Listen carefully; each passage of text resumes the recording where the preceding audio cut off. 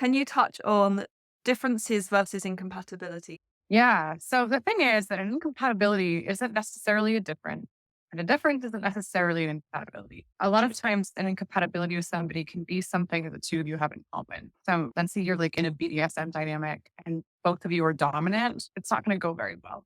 But one person being dominant, one person being submissive is a compatibility, even though it's different. If you have one partner who likes to be the center of attention, they're really bubbly, talkative, and loud, and the other partner really likes having someone else be the center of attention because they're a bit shyer and maybe more introverted, that can be a compatibility. That can be where introversion and extroversion actually harmonize with each other.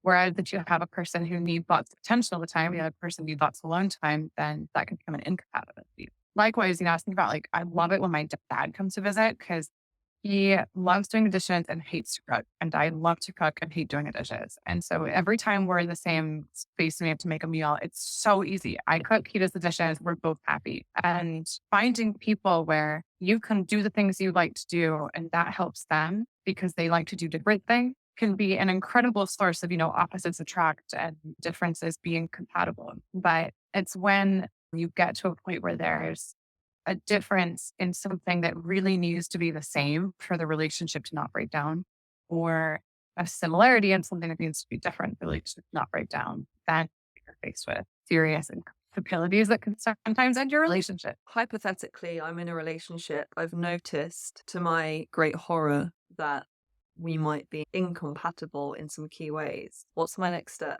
I think it depends on where you are in the relationship and what the incompatibilities are.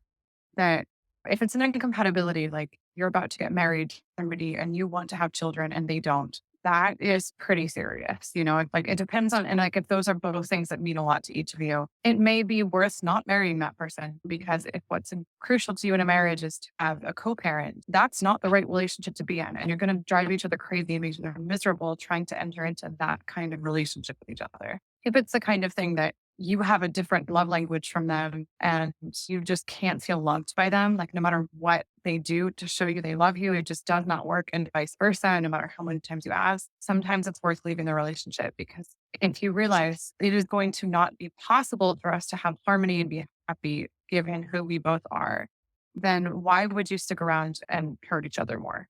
Even though you may think that you can change or blah, blah, blah, it's not that big of a deal.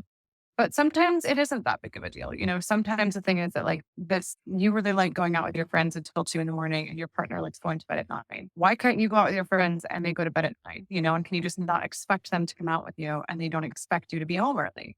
I wonder if you were my therapist and I said to you, I'm finding it really difficult. It's super petty, but every time I go and see this partner, they don't acknowledge how I look or the colors I'm wearing. And that makes me feel like we're incompatible because it should be a small thing, but actually it feels like a piece of me dies inside. And I just feel like this drop in my stomach. Yeah, that what I would say in that case, like, well, that's a need you have. It doesn't matter where it comes from. It doesn't matter if it's rational. It doesn't matter if it's petty. It's a need you have. It's legitimate. You need it. You would never tell a child, like, oh, you don't need to be validated. Oh, your hunger doesn't matter. Like that's an emotion you do have. Maybe it comes from trauma that could get healed. Maybe it comes from patriarchal beauty standards that we're all stuck within. Doesn't matter. That's where we're at now. Like we have those needs now. And there's nothing wrong. It's not like meeting that need for you is going to hurt anybody, you know?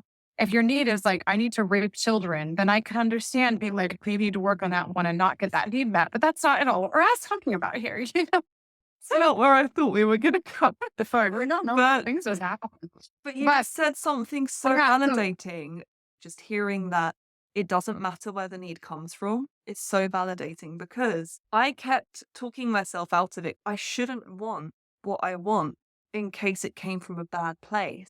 So mm, I shouldn't want to feel validated for how I look because that's just me being an attention seeker.